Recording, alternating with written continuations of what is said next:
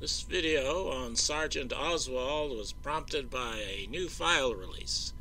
But this is not a new topic for me. I have a folder on Sergeant Oswald, and whenever I find a reference to Sergeant Oswald, I put the file in that folder.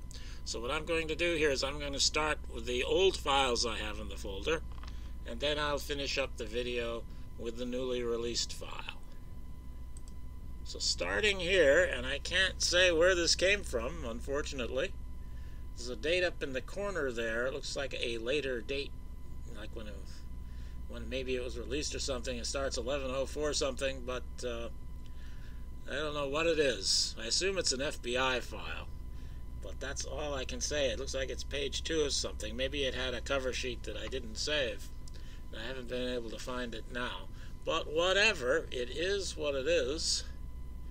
And what it is a report of an interview with John G. Harrell.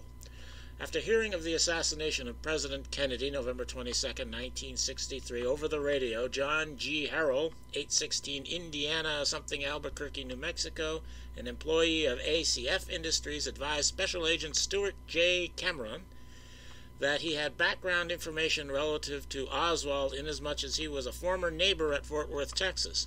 Harrell voluntarily furnished the following information. He met Lee Oswald and his family in approximately 1948 when they lived at 7412 Ewing Ave, while Harrell lived at 7311 Ewing Ave in Fort Worth. Harrell and Lee's brother, Robert L. Oswald, Jr., were close friends and both joined the United States Marine Corps in 1952. They were both discharged from the Marine Corps at the same time. Lee Oswald entered the United States Marine Corps in 1955 after having difficulties with local authorities such as truancy. Lee was discharged from the Marine Corps in 1959 as a sergeant and thereupon returned to Fort Worth, Texas to visit Robert for a day or so. At this time, he said he was going to New Orleans, Louisiana to work for an import-export agency. However, approximately 10 days later, Harrell learned from the newspaper that Lee Oswald was in the United States Embassy in Russia and had taken out Soviet citizenship papers. Harrell states that Oswald reportedly lived in Russia from 1959 to 1962 when he returned to the United States with his Russian wife. Harrell has had no direct contact with Lee since approximately 1955, but through family contacts he learned that Lee had a feeling that there was discrimination and unequal rights of Negroes in the South. Harrell states this information was passed from one family to the other and has no information concerning specific statements made by Oswald. Harrell stated he was furnishing this information because of his Q clearance employment by ACF Industries. So there are some errors in here, and I'm not going to go through that. I'm just going to present this as one account that reports Oswald was a sergeant when he came out of the Marine Corps. Now this could be the result of a misunderstanding or a lie on the part of Lee Harvey Oswald, of course. And we know he could lie. And this is something I found, a couple years ago probably, when I became aware of the Sergeant Oswald issue and I went searching for things.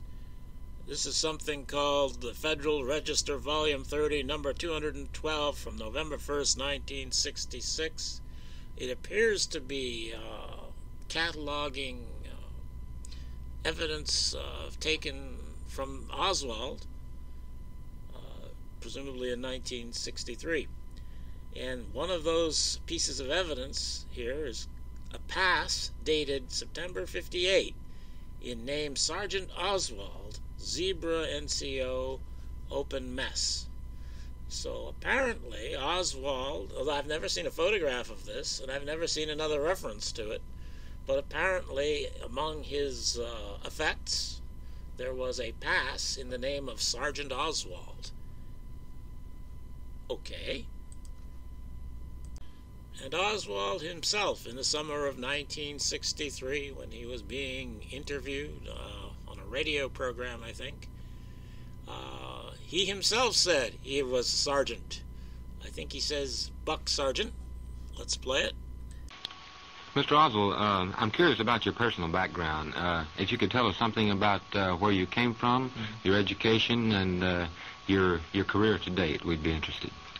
I'll be very happy to. I was born in New Orleans in 1939. For a short length of time during my childhood, I lived in Texas and in New York. During my junior high school days, I attended Beauregard Junior High School. I attended that school for 2 years. Then I went to Warren Eastern High School, and I attended that school for over a year. Then my family and I moved to Texas, where we have many relatives, and I continued my schooling there. Then I entered the United States Marine Corps in 1956. I spent 3 years in the United States Marine Corps, starting out as a private, working my way up through the ranks to the position of buck sergeant, and I served honorably, having been discharged. So Oswald himself said that he was a sergeant. Okay. And now we come to the new release. This is it, the one that they waited until 2022 to release. And it says, it's a June 22nd, 1962 document. And it says, as may be seen from the attached news item, which appeared in the Washington Post, 9 June 1962, a former Marine sergeant of Fort Worth, Texas, who defected to the USSR 3 years ago, left Moscow recently, together with his infant child and Russian-born wife, bound for the United States.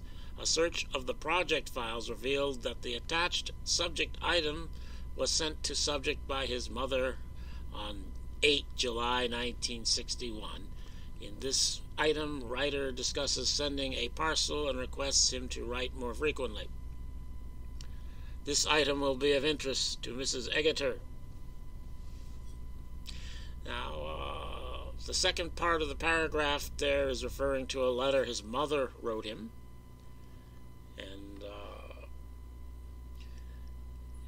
Now, the time of this Washington Post article, the time it was written, Oswald and his wife and child were on a boat in the Atlantic Ocean. So one might wonder at the timing of that. But if you go to the Mary Farrell site, you can find the Washington Post article, which is very nice to be able to do.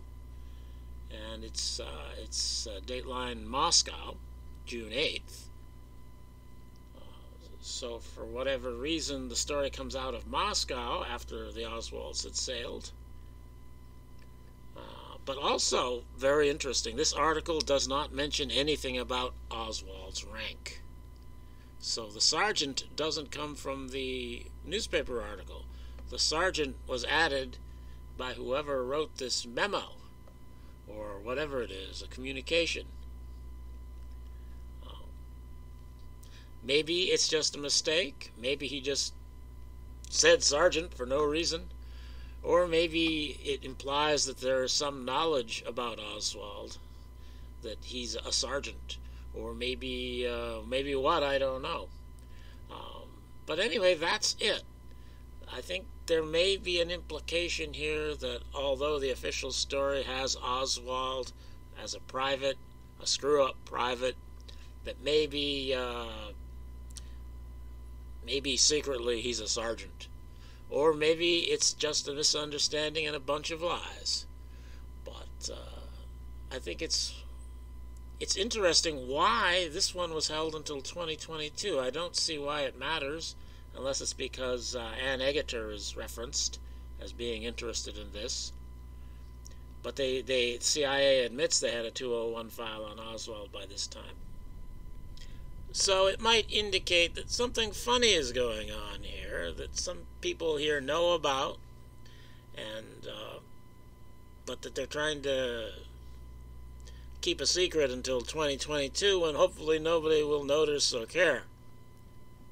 If people have been asking for 60 years, what's all this shit about Sergeant Oswald, and maybe somebody could have found out something, but now that everybody's dead, probably there's no way to be sure.